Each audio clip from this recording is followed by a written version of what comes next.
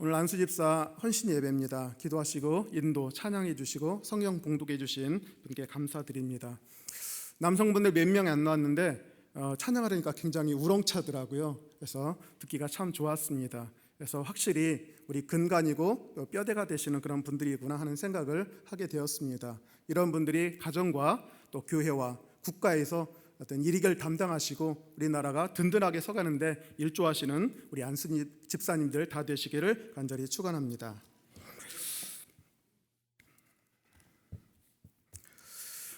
천상병이라고 하는 신이 있습니다.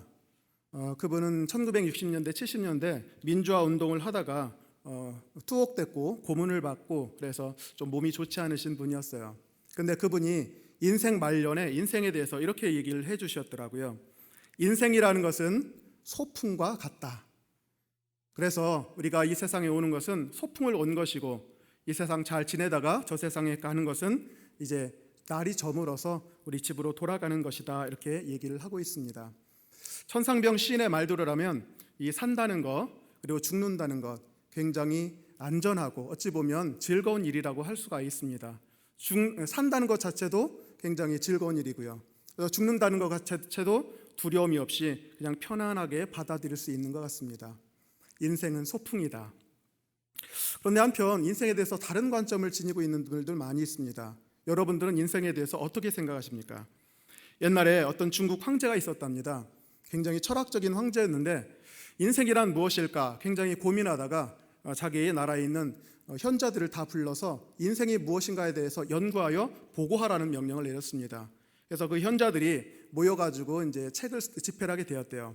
수년에 걸쳐서 한 30권 정도 책을 만들어서 상신을 했습니다. 그랬더니 왕이 내가 바쁜데 언제 이것을 읽겠느냐 줄여라 그래가지고 몇 년에 걸쳐서 다시 10권으로 줄였습니다. 10권도 많다 다시 줄여라 해가지고 2권으로 줄였고요. 2권도 많다 해서 이제 1권으로 줄였습니다. 마지막으로 한 권의 책을 황제께 드리니까 그러더라고요. 기왕에 줄인 거 한 줄로 요약해봐라.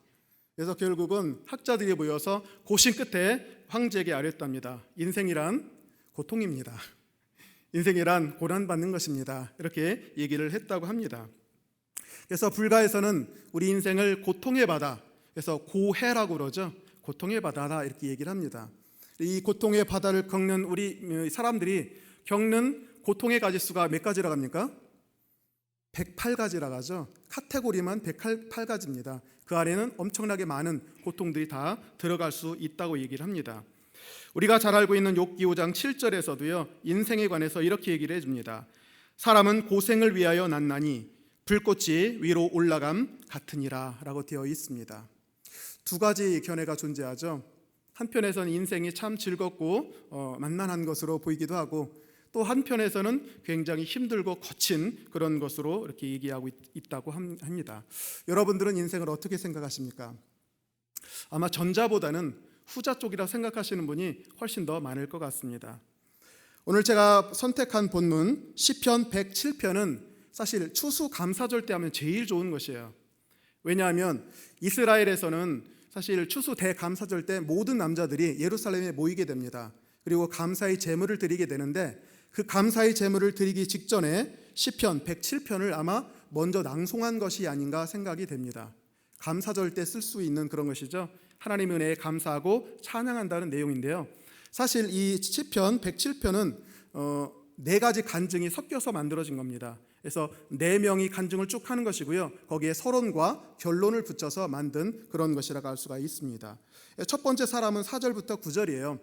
이 사람은 광야를 횡단하는 대상입니다. 그런데 거기서 죽을 뻔해요. 그러다가 하나님의 도우심을 받아서 이제 여기에 나와서 하나님께 찬양하는 드릴 내용입니다. 10절부터 16절까지가 두 번째 간증자입니다. 이 사람은 감옥에 갇혀 있어가지고 죽을 날을 기다리고 있던 사람입니다.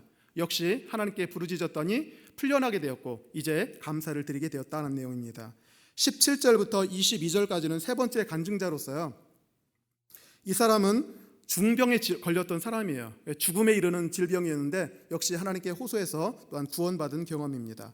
네 번째는 23절부터 32절로 이 사람은 항해하는 사람이었습니다. 거대한 폭풍을 만나서 죽을 뻔한 경험 속에서 구원받아서 이렇게 나오게 된 것입니다. 따라서 시편 107편은 이렇게 4명의 간증자가 쭉 자신의 구원 체험을 얘기를 쭉 하고 있는 것이고요. 서론과 본론을 쭉 붙여서 말하고 있다는 것입니다. 감사 축제 때 사용하는 시편, 그러나 그것을 구성하고 있는 4명의 간증자들은 결코 인생이 녹록하고 만만하다고 여겨지 않습니다. 극단적인 경험을 거쳐서 정말 죽을 뻔했다, 내 힘으로는 절대로 풀려날 수가 없는 상황이었는데 하나님께서 감사하게도 나를 건져내 주셔서 지금 이 자리에 와 있게 되었고, 그래서 하나님께 감사를 드린다고 하는 그런 것이라고 할 수가 있습니다. 고로 믿는 자에게도 이 세상은 결코 고난이 없이 평탄한 삶만은 진행된다라고 얘기할 수가 없는 상황입니다. 물론 여기 나와 있는 4명의 사람들은요, 꼭 문자적인 의미가 아니라 비유적인 의미로도 사용할 수 있죠. 우리는 광야길을 걷는 사람들이죠. 또 우리는 어찌 보면 죄와 사망에 감옥에 갇혔던 사람이고요, 어찌 보면 영적으로 중병에 걸렸던 사람입니다. 그리고 풍랑을 만나서 고생하는 그런 사람들이기도 합니다. 따라서 여기서 말하는 4명은 꼭 4명을 말하는 것이 아니라 우리 인생이 겪을 수 있는 다양한 그 모든 경험들을 다 통칭해서 하고 있는 것들이라 얘기할 수가 있습니다. 저는 오늘 이 중에서 2번째 간증자와 3번째 간증자 이야기를 통해서 이런 얘기를 나누어보고자 합니다. 우리 믿는 자에게도 고난이 분명히 닥쳐옵니다. 그런데 그 고난이 만만한 고난이 아니에요. 굉장히 힘든 고난입니다. 그 고난의 원인이 무엇인지 그 고난의 원인을 한번 살펴보시고요, 그리고 어떻게 하면 이 고난을 헤쳐나갈 수 있는지 거기에 대해서 우리 영적인 교훈을 살펴보고자 합니다. 먼저 첫 번째는요, 믿는 자에게도 아주 극심한 고난이 닥칠 수 있다. 이것은 믿든 믿지 않든 동일합니다. 그것을 제가 살펴보고자 합니다. 10절에 이렇게 나옵니다. 사람이 흑암과 사망의 그늘에 앉으며 곤고와 쇠사슬에 매임은, 이렇게 돼 있죠. 그리고 12절에 보니까 그러므로 그가 고통을 주어 그들의 마음을 겸손하게 하셨으니 그들이 엎드러져도 돕는 자가 없었도다. 18절 그들은 그들의 모든 음식물을 싫어하게 되어 사망의 문에 이르렀도다. 이렇게 되어 있습니다. 이게 바로 믿는 자도 겪을 수 있는 극심한 고난이고 환난이라는 것입니다. 고통이라는 것입니다. 여기 10절에 보니까 흑암에 앉는다라고 되어 있죠. 흑암에 앉는다. 흑암이라는 단어는 히브리 원어로 호쉐크라고 하는 단어입니다. 근데 어둠 중에서 가장 강렬한 어둠입니다. 우리 하나님께서 태초에 빛을 창조하셨대요. 그 직전에 어둠이, 흑암이 이 세상을 지배하고 있었다고 얘기를 합니다. 그때 사용한 단어가 호쉐크, 흑암이라는 단어입니다. 따라서 이 단어는요, 하나님께서 빛을 창조하셔야만 비로소 물리칠 수가 있는 어둠을 호쉐크라고 하는 단어로 표현할 수가 있다는 얘기죠. 인간은 절대로 이 호쉐크에서 벗어날 수 없습니다. 주님이 빛을 비추어 주시기 전에는 말이죠. 사망의 그늘에 앉는다, 찰마벳 이렇게 표현하는데요, 어둠 중에서 최상급의 표현을 여기서 사용하고 있는 것입니다. 여하튼 간에 비슷한 표현이긴 하지만 그것이 흑암이 되었든 사망의 그늘에 되었든 인간은 결코 하나님의 도우심이 없다면 벗어날 수가 없는 극단적 고통 속에 빠질 수가 있다는 얘기죠. 원래 빛이라는 단어는 생명과 행복을 상징하는 단어고요, 어둠이라고 하는 것은 죽음과 불행을 상징하는 단어입니다. 그러니까 흑암과 사망의 그늘에 앉는다는 것은 생명도 없고 늘 불행한 상태에 있었다는 것입니다. 여기 앉는다라고 하는 표현이 있는데요, 앉는다라고 하는 표현은 고착화됐을 때 표현하죠. 너희 오만한 자의 자리에 앉지 말아라, 이런 표현이 시편에 나옵니다. 오만한 자리에 앉는다는 것은 이미 오만한 그 습성이 몸에 배어버린 것을 얘기합니다. 떨칠 수가 없어요. 제2의 천성이 된 것입니다. 변화시킬 수 없을 때 우리는 앉았다라고 하는 표현을 쓰고 있죠. 여기 가만히 보니까 흑암과 사망의 그늘에 내가 앉았습니다.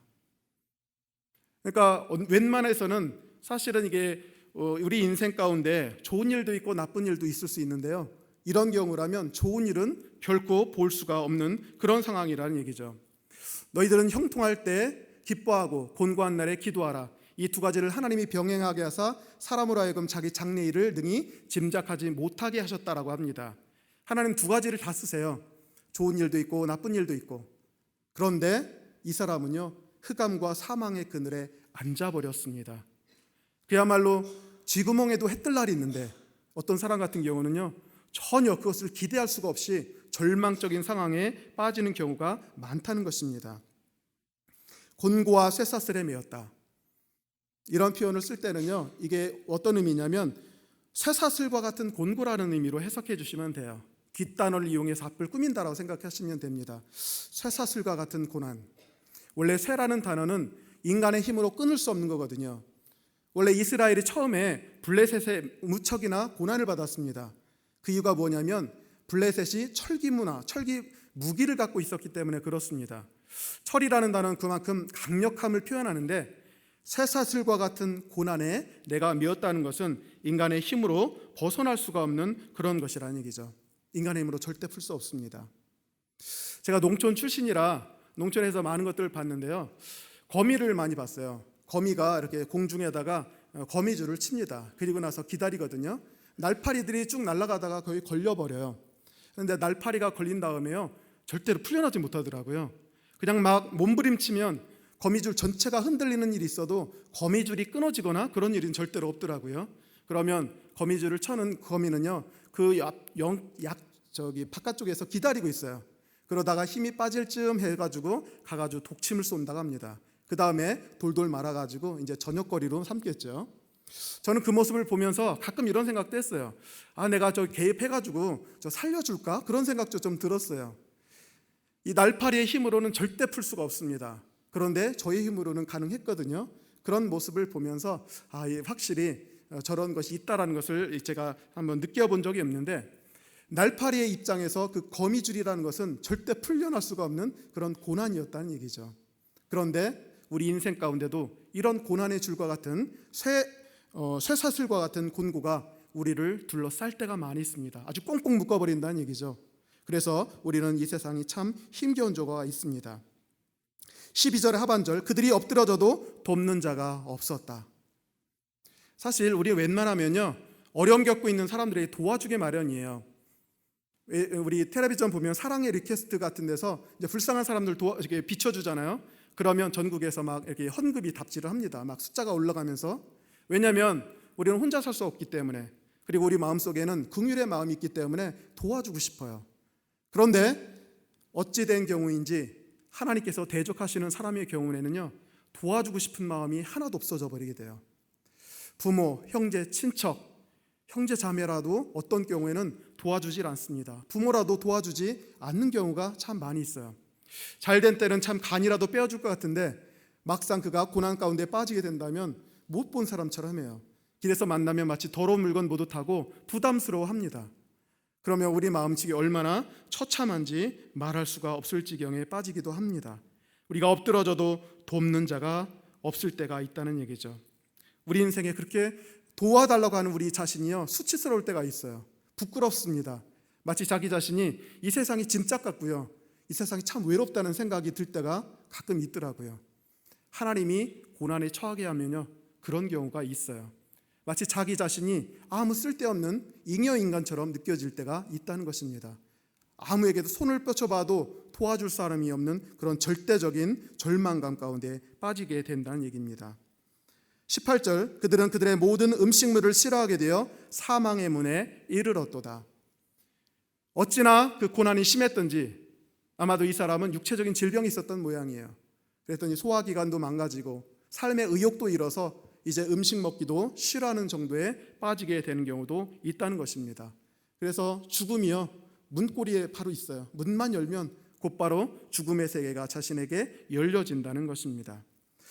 자, 이와 같은 고난이요, 실제로 기독교인에게도 있습니다. 흑암과 사망의 그늘에 앉고 쇠사슬과 같은 곤고에 매여서 아무리 몸부림쳐도 벗어날 길이 없고, 엎드러져도 누구든지 돕는 손길이 내밀지도 아니하고, 음식물을 먹기도 싫어하는 이런 절망적인 상황 가운데 빠지기도 한다는 것입니다. 이런 상황 가운데 빠지면 제가 세상 사람들을 쭉 봤어요. 그랬더니 두 가지 정도 대응하는 수단이 있더라고요. 두 가지 정도인데, 한 가지 방법은 송대관식 해결 방법이 있습니다. 또 한 가지는 최윤희식 해결 방법이 있더라고요. 송대관식 해결 방법이란 무엇인가? 쨍하고 해뜰라 돌아온다, 이렇게 얘기하는 거예요. 그래서 시간이 쭉 지나게 된다면 그 모든 문제가 해결될 수 있다고 보는 것입니다. 물론 맞는 말이기도 해요. 어떤 문제 같은 경우는 진짜 시간이 약인 경우가 있어요. 시간이 지나면 자동적으로 해결되는 경우가 있습니다. 그러나 그렇다고 시간만 의지할 수가 없는 것이죠. 그게 사안에 따라 다 틀린 것입니다. 만약에 정말로 하나님으로부터 비롯된 문제라면 그건 시간이 해결해 줄 수가 없다는 얘기죠. 그래서 우리는 잘못 조언하면 안 돼요. 그거 시간 되면 다 되는 문제야, 이런 식으로 해결해 줄 수가 없다는 얘기예요. 또 한 가지 방법은 최윤희식 해결 방법입니다. 잘 기억하실지는 모르겠지만 이분 10년 전에 굉장히 유명했던 분이었어요. 20권 정도 책을 내고요, 강연과 저술도 상당히 많이 했던 분입니다.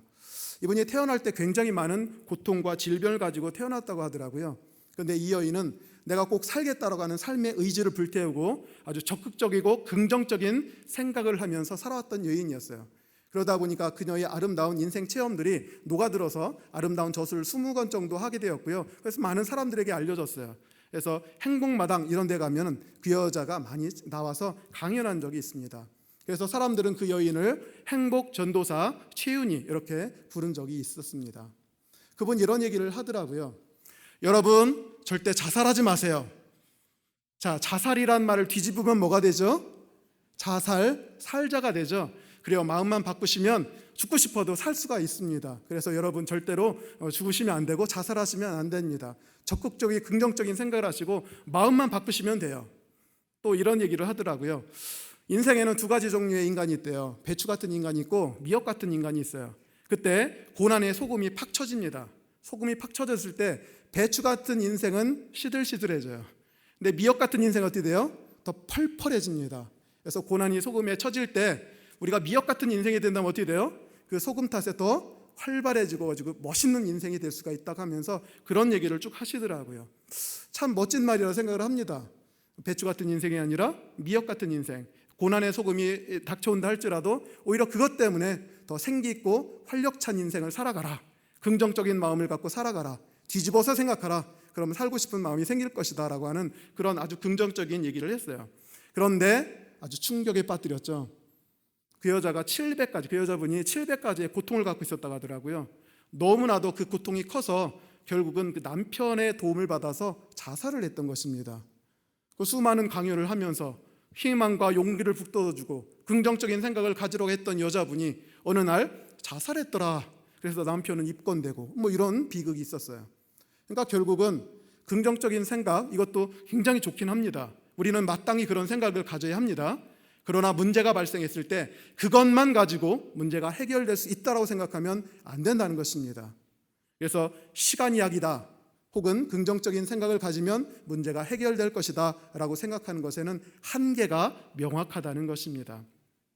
그렇다면 이 시인은 도대체 어떻게 생각할까요? 아까 제가 처음에 얘기했듯이 수많은 고통이, 견딜 수 없는 고통이, 참을 수 없는 고통이 그를 괴롭히고 있습니다. 시간이 약일 수도 없고요, 그 다음에 긍정적인 생각을 갖고 한다고 풀려날 수 있는 문제도 아닌 것 같습니다. 이 시인이요, 깜짝 놀랄 것을 발견하게 되었습니다. 고난의 원인이 무엇이고 그 뿌리가 무엇인지를 발견하게 됐다는 얘기예요. 그래서 우리가 고난이 닥쳤을 때요, 영안이 열린다는 것도 하나님의 큰 은혜입니다. 문제를 정확하게 보게 한다는 거거든요.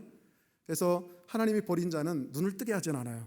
근데 하나님이 선택하신 자는 고난 중에라도 그 눈을 뜨게 하여 주셔서 진짜 원인이 무엇인지를 발견하게 하는 은혜를 베풀어 주신다는 것입니다.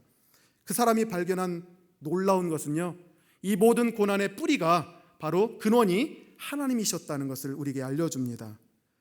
12절, 그러므로 그가 고통을 주어 그들의 마음을 겸손하게 하셨으니, 이렇게 돼 있죠. 이 신이 발견한 것, 고난의 뿌리가 바로 하나님께로부터 왔다는 것입니다. 우리는 대개 하나님 하면 어떤 생각을 가지냐면요, 사랑의 하나님이에요.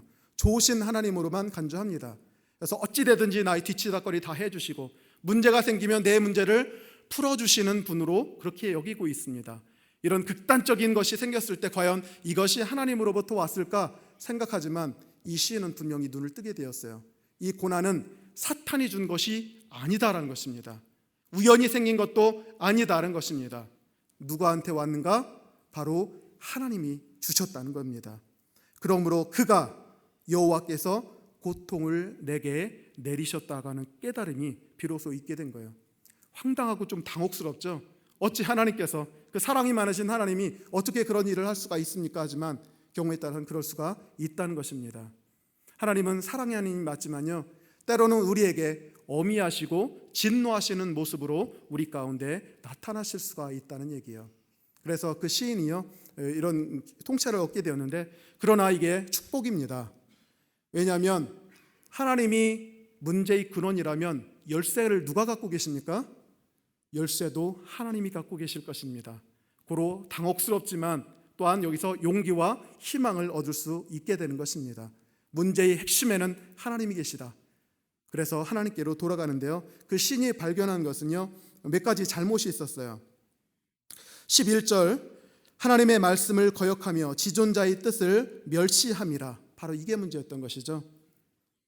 그리고 17절, 미련한 자들은 그들의 죄악의 길을 따르고 그들의 악을 범하기 때문에 고난을 받습니다. 이렇게 되어 있습니다. 그래서 이 시인이 비로소 깨닫게 되었어요. 신앙인들도 이거를 인정해야 됩니다. 내가 하나님 믿고 있으니까 나는 범죄하지 않는다, 이렇게 생각하시면 안 된다는 얘기예요. 항상 이 관점으로 보셔야 된다는 얘기죠. 그렇다 해서 모든 질병과 모든 환란이 다 죄 때문이다라고 할 수 없지만 2번과 3번 이 간증자의 경우에는 분명히 자신의 환란의 원인이 바로 자신의 죄악 때문에 비롯됐다는 것이 이제 느껴지기 시작하는 것입니다. 그래서 고난은 메가폰이라고 하죠. 평소에 하나님께서 계속 말씀해 주셔요. 세미한 음성으로 말씀해 주시지만 듣지를 못합니다. 그때 하나님께서 환란이라는 메가폰을 쓰시면요 비로소 눈도 떠지고요, 비로소 귀가 열리게 돼요.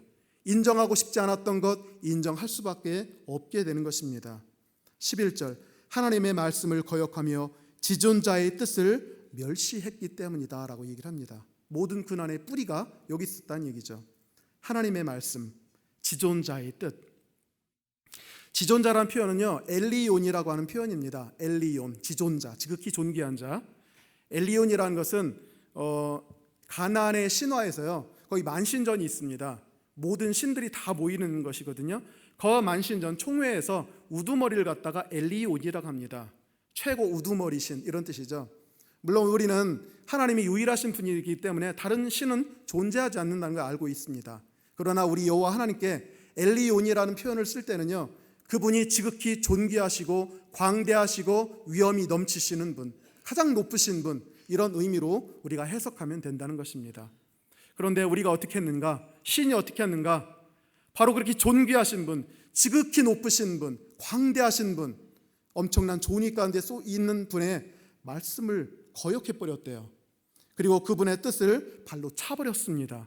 멸시했다는 것을 얘기하고 있습니다. 이런 상황이라면 어떻게 그가 행복할 수가 있겠습니까? 17절, 미련한 자들은 그들의 죄악의 길을 따르고 그들의 악을 범하기 때문에 고난을 받습니다.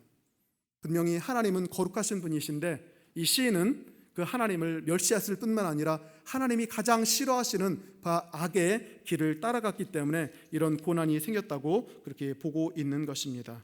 지존자. 과연 우리가 지극히 존귀하신 하나님과 대적하고 하나님의 뜻을 멸시하고 무시를 한다면 과연 우리가 행복할 수가 있겠습니까? 여러분 텔레비전 보셔서 잘 알 거예요. 김정은 앞에서 군부 실세들이 어떻게 행동하시는지 보면 잘 알 수 있습니다. 왜 군부 실세들이 김정은 앞에만 가면 그렇게 작아지죠? 그래서 두 손을 모읍니다. 70, 80 먹은 노인이 두 손을 모으고요, 항상 한 발자국 뒤에 갑니다. 웃을 때도 입을 가려야 되고요, 김정은이 뭐라고 하면 노라고 하는 말을 할 수가 없어요. 무슨 지시를 내리면 얼굴을 싫은 표정을 내면 안 됩니다. 왜냐하면 자칫 잘못했다가는요 장성태 꼴이 나기 때문에 그렇습니다. 지존이라고 하죠. 지존이기 때문에 굉장히 두려워해요. 근데 우리 하나님도 지존자시거든요. 물론 그렇게 광포하지는 않지만 우리 하나님도 지존하신 그런 분이십니다. 따라서 이 시인이 그런 지존하신 하나님의 뜻과 말씀을 멸시하게 되었을 때 과연 그가 행복할 수가 있겠는가라고 생각해 본다면 그는 분명히 이건 내가 자업자득한 것이다 라고 하는 것을 알 수가 있습니다. 제가 보기에는요 이 극심한 고난 가운데 이 시인은 자기 자신의 위상을 비로소 깨달았던 것 같습니다. 인간의 본질이 무엇이고 위상이 무엇인지는 그때 비로소 알게 된다는 얘기죠. 우리 인간은요 결코 창조주 아닙니다. 우리 피조물이에요. 우리 인간은 독립자가 아닙니다. 우리는 의존할 수밖에 없는 존재들이에요. 우리는 고립자가 아니라 우리는 끊임없이 하나님과 기도로 소통해야 되는 그런 교류자들입니다. 우리는 주인이 아닙니다. 우리는 종입니다. 우리는 아버지가 아니에요. 그분의 아들이고 딸입니다. 우리는 주인이 아닙니다. 우리는 청지기들입니다. 우리는 입법자가 아닙니다. 법을 세운 자가 아니에요. 우리는 세워진 법을 준수하고 순종해야 되는 자입니다. 우리는 심판자가 아닙니다. 우리는 마지막 날에 심판받아야 하는 그런 자입니다. 그런데 이 시인은요, 그 사실을 깨닫지 못했어요. 이 모든 것들을 거부했죠. 자신이 마치 창조주인 것처럼, 독립자인 것처럼, 고립자인 것처럼, 주처럼, 아버지인 것처럼, 주인인 것처럼, 입법자인 것처럼, 심판자인 것처럼 행동했다는 것입니다. 그러다 보니까 이런 하나님의 엄청난 그런 재앙과 고통을 받게 된다는 얘기예요. 제가 보기에는 인간이 가장 인간다워질 때가 언제인가? 인간이 가장 행복할 때가 언제인가? 바로 자신의 본질과 위상을 깨닫고 그 자리에 있을 때 가장 행복하다는 것입니다. 근데 범죄한다, 이것은요, 하나님 모른다는 것은 결국 여기서 벗어나는 것을 얘기합니다. 그래서 에덴 동산의 그 이야기는요, 인간이 원래 본질적으로 자기 자리를 지키기를 싫어하는 것의 원형이라고 할 수가 있습니다. 끊임없이 벗어나려고 그래요. 스스로 독립하려고 합니다. 이게 모든 문제의 뿌리가 되었다는 얘기죠. 원래 인간은 하나님을 알고 그분께 순종하면서 그분과 교류하면서 겸손히 동행하는 것, 이게 가장 행복한 일이란 얘기죠. 그런데 이 사실을 놓쳤을 때 비록 신앙이 있다 할지라도 결국은 이 엄청난 고난과 환난 가운데 빠질 수밖에 없다는 것입니다. 그래서 불행의 늪에 빠지게 된다는 얘기죠. 그러나 이 모든 것들은 하나님의 은혜라겠죠. 이것을 깨닫는 것 자체도 하나님의 크신 은혜입니다. 그래서 결국은 하나님께 원망할 것이 아니라는 것입니다. 하나님이 전후좌우 사방팔방 다 막는다 할지라도 하나님 사실은 한 길은 뚫어 놓으시거든요. 그래서 우리는 그 길로 갈 수가 있어요. 다른 길 걸으려 할 때 하나님께서 고통을 주시는 이유는 우리에게 고통을 주시려는 것 자체가 목적이 아니라 나를 찾으라고 하는 그런 목적 때문에 그렇다는 얘기입니다. 그래서 하나님의 모든 섭리는 은혜의 섭리입니다. 비록 이 시인이 고통 가운데 있지만 그 섭리는 은혜의 섭리고요, 구원의 섭리라고 할 수가 있습니다. 그래서 우리는 그 어떤 상황 가운데서라도요, 원망하지 않고 그 생명의 길을 모색할 수가 있다는 것입니다. 그래서 이 시인은 비로소 하나님을 찾기 시작해요. 고난과 슬픔 가운데 그는 비로소 하나님께 나아가는 모습을 보게 됩니다. 그래서 이 시인이 어떻게 하냐면요, 13절에 이렇게 얘기합니다. 이에 그들이 그 환난 중에 여호와께 부르짖음에 그들의 고통에서 구원하시되, 19절에 이에 그들이 그들의 고통 때문에 여호와께 부르짖음에 그가 그들의 고통에서 그들을 구원하셨다라고 되어 있습니다. 전 여기서 이해라는 단어가 두 번이나 겹치더라고요. 이해, 고통이 있어서 너무나 큰 고통 때문에 이에 그에 갔다라고 그렇게 얘기하고 있습니다. 고통이 있을 때는요, 완악하시면 안 돼요. 하나님의 이끄시는 대로 나아가야 된다는 것입니다. 여러분 이거 당연하다고 생각하시죠? 하나님께서 고통을 너무 심하게 주시니까 이에 내가 그분께 나가서 기도한다, 당연한 과정 같지만 당연하지 않습니다. 어떤 사람은요, 하나님을 배반해요. 원망하고 비평하면서 오히려 믿음의 길을 버리는 경우도 많이 있습니다. 그러나 이 사람은 이 모든 고통 때문에 하나님께 나갔다고 얘기를 하면서 결코 완악하게 굴지 않았다는 것을 우리에게 알려준다는 얘기죠. 고난에 임했을 때의 반응이 중요합니다. 그래서 우리가 고난이 임했을 때는요, 반발할 것이 아니라 오히려 거기에 순응해서 주님께 나아가야 된다는 것입니다. 주역에 보니까 이런 말이 있더라고요. 궁즉변, 변즉 통, 통즉구라는 말이 있습니다. 주역에 이 말이 있는데요, 이 말이 무슨 뜻이냐면 궁즉변, 사람이 궁해지게 되면요 변하게 된다예요. 변즉 통, 변하게 되면 통한답니다. 통즉구, 통하게 되면 구원받는다, 이렇게 얘기를 합니다. 그래서 이것은 이제 관찰을 한 것이죠. 사람은 웬만하면 변하지 않습니다. 근데 궁해지다 보니까 어쩔 수 없이 변하더래요. 변하니까 막힌 것이 뚫리고 통합니다. 통하니까 구원이 임하게 되더라, 이런 얘기를 해주시는 거예요. 근데 이건 사실에 대한 것이 아니라 사실은 이러해야 한다는 뜻이에요.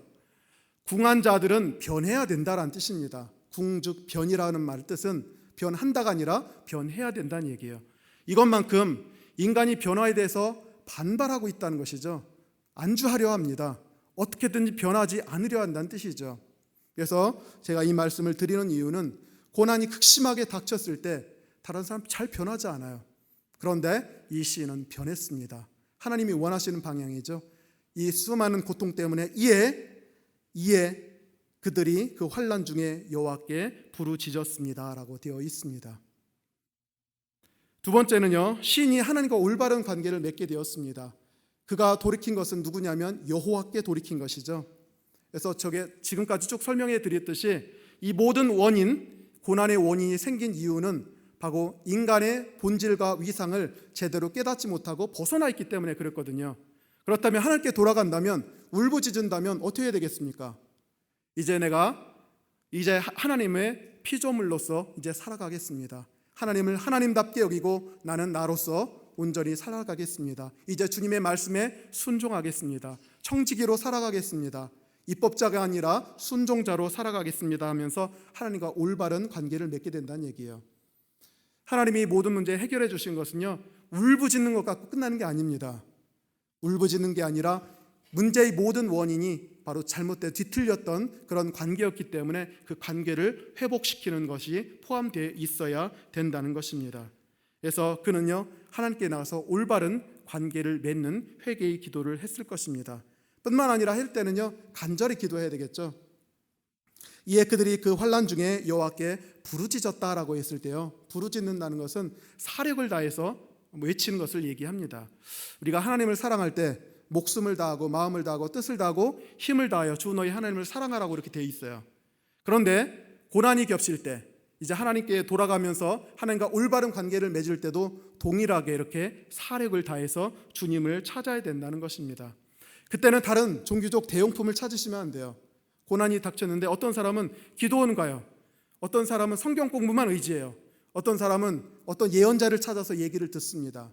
그러나 문제가 해결되는 것은요, 그것은 수단에 불과해요. 도움을 주는 것은 분명하지만 그것 자체가 끝이 아닙니다. 주님이 원하시는 것은 단독자로서 하나님 앞에 서는 것을 원하신다는 얘기죠. 그래서 단독자로서 내 영혼이, 내 마음이 그분 앞에 서서 1대1로 대응하면서 뒤틀렸던 그 관계를 올바로 바로잡는 것입니다. 그 다른 어떤 대용품도 여기에 끼면 안 된다는 얘기죠. 도움은 받을 수 있지만 그러나 그것을 의지하면 안 되고 온전히 주님께 단독자로 나가는 이런 결단이 필요하다는 것입니다. 그래서 이 시인이요, 실제로 그렇게 했어요. 고난이 닥쳤을 때 완악하지 않고 주님께로 나갔습니다. 고난이 닥쳤을 때 하나님께 울부짖으면서 관계를 회복했습니다. 이제 내 뜻대로 살지 않겠다고. 고난이 닥쳤을 때 시인은 울부짖으면서 전심을 다해서 단독자로 마음과 영혼을 다해서 그분 앞에 서게 되었다는 얘기죠.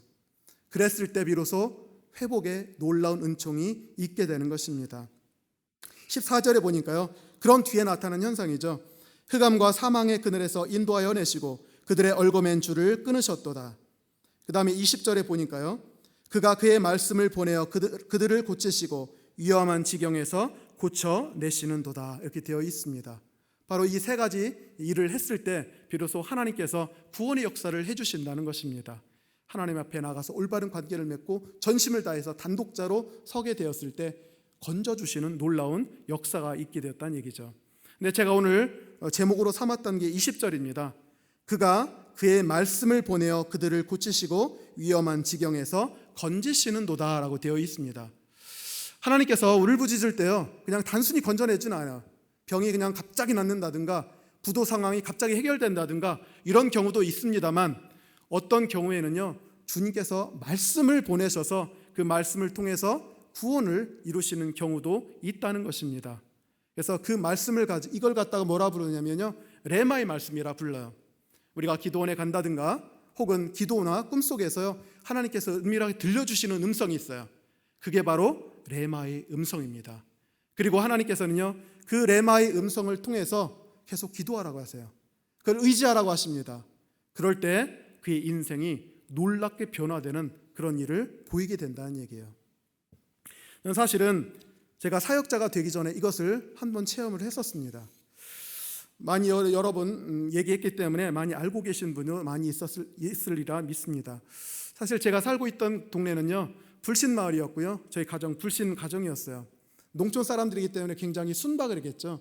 법 없이도 살 수 있는 그런 분들이었어요. 근데 이상하게 저희 가정에 굉장히 고난이 많이 있었습니다. 형들이라든가 누님들은 전혀 고난이 없는데 저희 형제들이 고난이 많았고요. 특히 저 같은 경우도 어릴 적부터 굉장히 고난이 많았어요.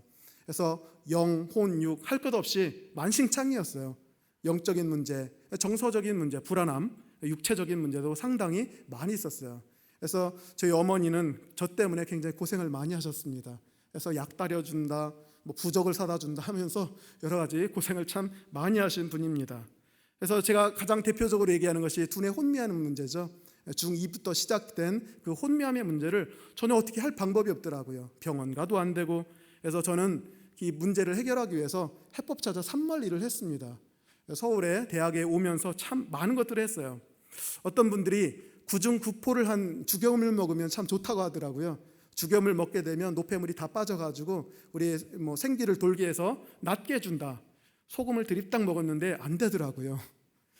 또 어떤 분들은 병원 순례도 많이 했어요. 많이 했는데 그분의 공통적인 의견이 하나였어요. 신경과민. 어딜 가더니 다 신경과민이래요. 나는 아픈데 왜 자꾸 신경과민을 하는지 의사들 답답했을 거예요. 없는 데도 자꾸 있다고 하는지 아마 이렇게 됐을 겁니다. 또 뜸도 많이 떴습니다. 단전에다가 뜨게 되면 노폐물이 사라진다 해가지고 단전에다 뜸을 떴다가 화상만 입었습니다. 또 함양에 기인이 있다고 하네요. 그분 자신이 쓴 책에 보면 자신이 눈을 감고 기도하면 우주 끝까지 다 보인다고 하는 그런 분이었어요. 함양에 가가지고 내 문제를 상의를 했지만 소용이 없었습니다. 어떤 때는 달빛에 치유 효과가 있다네요. 그래서 저녁에 으스름할 때 공터에 나가가지고 달빛의 그 치유의 능력을 좀 받아보려고 해봤습니다. 복장은 여러분의 상상에 맡길게요. 낫겠습니까? 감기만 걸렸습니다. 또 감노수가 좋다고 하더라고요. 감노수가 뭐냐면요, 12시, 자정 12시에는요 지상에 있는 모든 물들이 이렇게 한번 뒤집어진대요. 왜냐하면 태양이 저 지구 반대편에 있기 때문에 인력이라든가 인력에 의해서 그 끌어당기는 힘에 의해서 12시 땅 되면 그게 확 뒤집어진대요.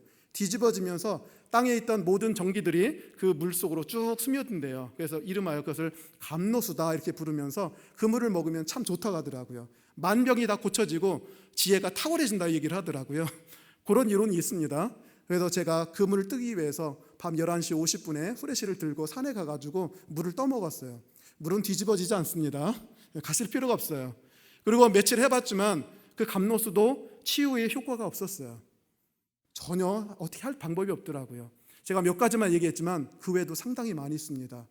저는 이 두통 문제, 이 문제를 비롯해서 제가 갖고 있던 수많은 문제를 해결하기 위해서 동분서주했습니다.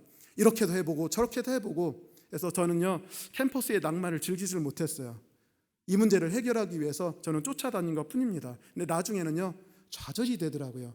더 이상 방법이 없다라는 생각이 들더라고요. 하면서 좌절과 절망이 저를 완전히 휘감더라고요.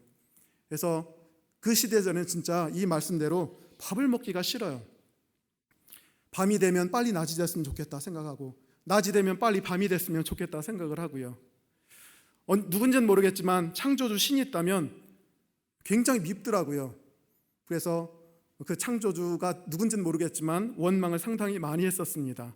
그리고 그 신에게 오늘 밤이 내 인생의 마지막이 되려고 그런 기도를 많이 했었습니다.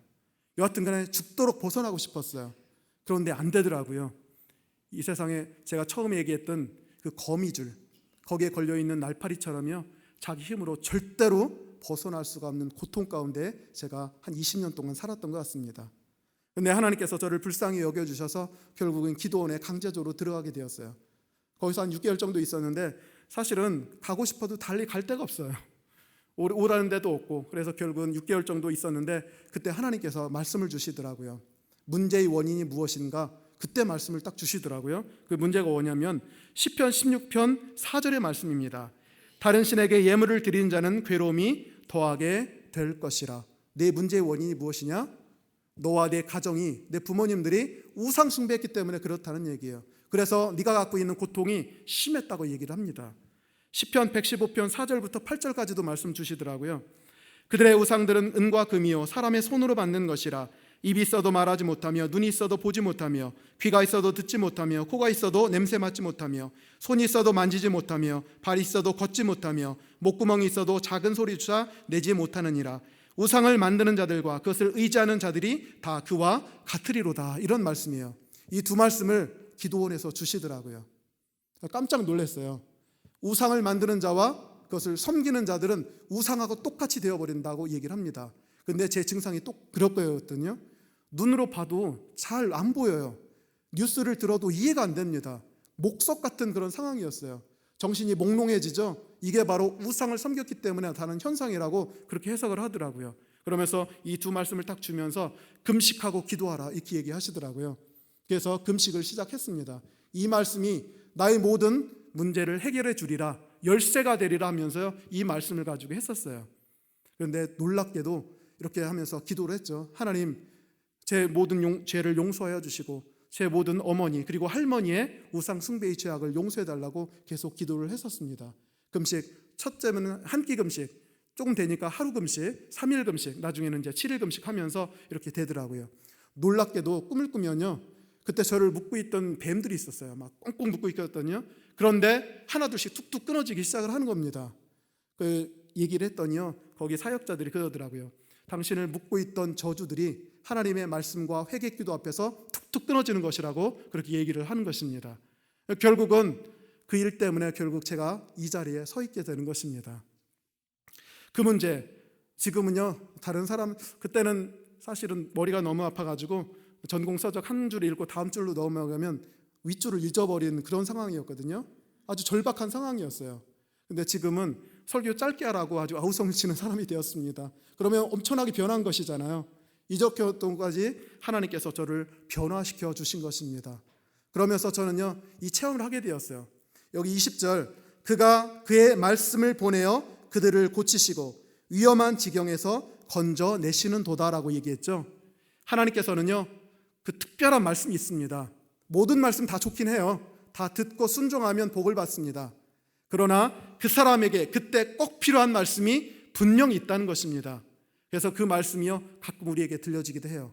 레마의 말씀처럼 세미한 음성처럼 들리기도 합니다. 꿈으로 주시기도 해요.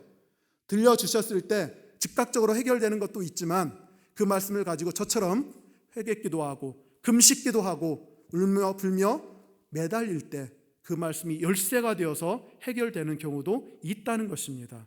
그래서 저는 이 말씀을 보면서 그렇구나, 내가 그렇게 벗어나고 싶었던 그 고통과 괴로움, 죽도록 벗어나고 싶었던 그 괴로움은 그 어떤 방법으로 안 된다는 것이었어요. 쨍하고 해뜰날 시간이 해결해 주지 않습니다. 점점 더 심해졌어요. 20년이 지났는데 해결은 아니고요, 더 심해졌어요. 긍정적인 생각, 저 그 책 많이 봤어요. 하지만 그게 나를 위로해 주지 못하더란 얘기입니다.